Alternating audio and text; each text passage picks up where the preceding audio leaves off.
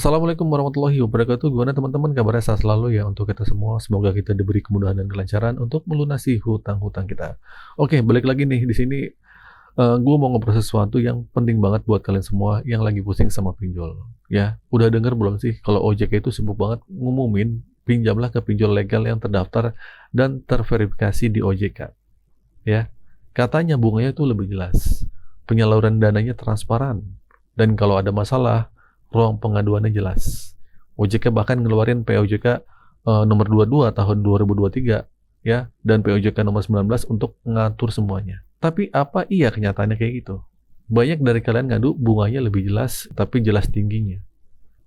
Soal penagihan nggak usah ditanya lagi deh. Ada aturan yang bilang dilarang nagih atau mengancam, mempermalukan atau nyebarin data konsumen. Faktanya apa?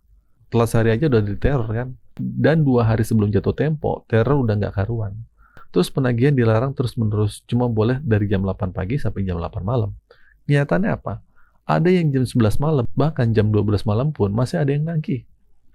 Parahnya lagi, penagihan ini dilakukan sama pinjol yang katanya resmi. Jadi gue nanya nih, sebenarnya OJK itu cukup nggak sih orang-orangnya buat ngawasin? Atau cuma sekedar bikin aturan? Terus pas udah jadi aturannya, ya udah dibiarin aja, nggak ada pengawasan. Kayaknya cuma nunggu momen viral, baru bisa bertindak. Terus buat apa masyarakat disuruh pinjam ke pinjol legal kalau pada akhirnya semua sama aja? Bunganya tinggi dan cara penagihannya kejam. Dan nggak ada bedanya sama pinjol ilegal. Bahkan ada dugaan kartel di mana bunga dari pinjol 1, 2, 3, 4 itu hampir sama semuanya. Nggak ada pilihan lain buat kita, ya nggak? Nah, masyarakat kini makin menjerit ya. Begitu sekali terjerat pinjol, bisa miskin sumber hidup. Harta habis kerja cuma buat bayar utang. OJK malah akan membiarkan hal ini. Lalu kemana kita harus mengadu? Mengadu ke OJK harus nunggu viral dulu kan? Ngadu ke pemerintah sulit banget. Lapor ke DPR cuma dibahas doang. Nggak ada tindakan nyata. Satu-satunya tempat kita mengadu yaitu cuma Tuhan kalian.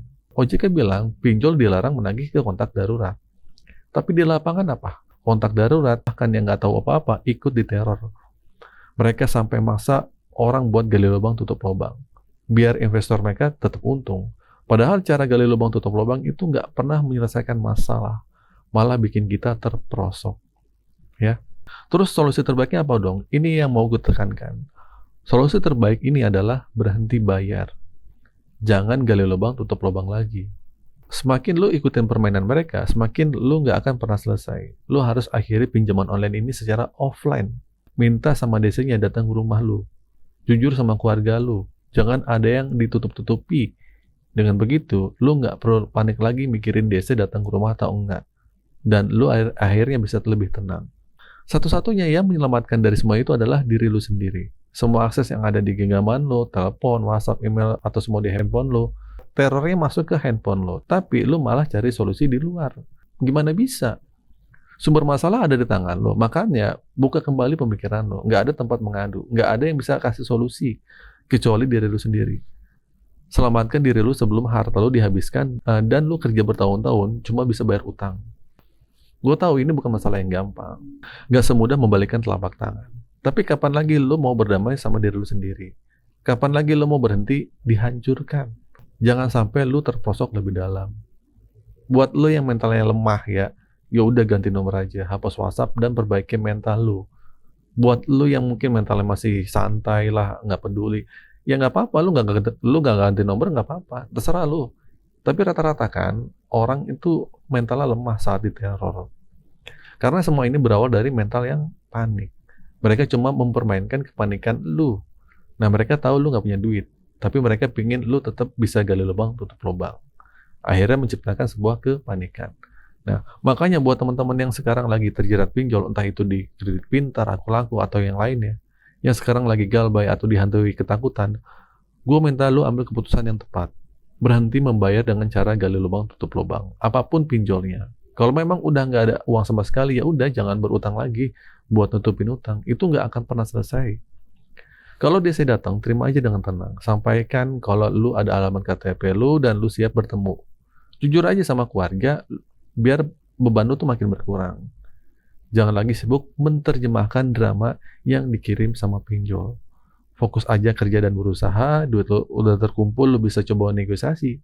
Kalau mereka nggak mau, ya udah itu hak mereka. Yang penting niat baik lo udah kelihatan. Resikonya paling cuma masuk Slack OJK, yang artinya lu udah nggak bisa pinjam lagi ke pinjam-pinjaman yang lainnya atau ke bank lainnya. Simpel kan? Jangan lagi ada yang tertipu sama jasa-jasa backup data, jasa-jasa bayar utang, ya. Kita bayar utang aja nggak mampu, masa bayar jasa bisa? Coba pikirlah, jangan sampai kita buntu. Oke, jadi gini teman-teman ya, berhenti galbah itu bukan masalah besar. Masalah muncul karena kita membiarkan komunikasi dengan mereka terus berjalan dan terus-terusan panik. Sudah saatnya kita ambil alih kendali. Satu-satunya solusi yang paling tepat adalah berhenti bayar dan menghentikan cara gali lubang tutup lubang untuk bayar hutang dan juga berdamai sama diri sendiri. Oke, itu saja teman-teman video kali ini. Semoga video ini bermanfaat. Akhir kata dari saya, Assalamualaikum warahmatullahi wabarakatuh.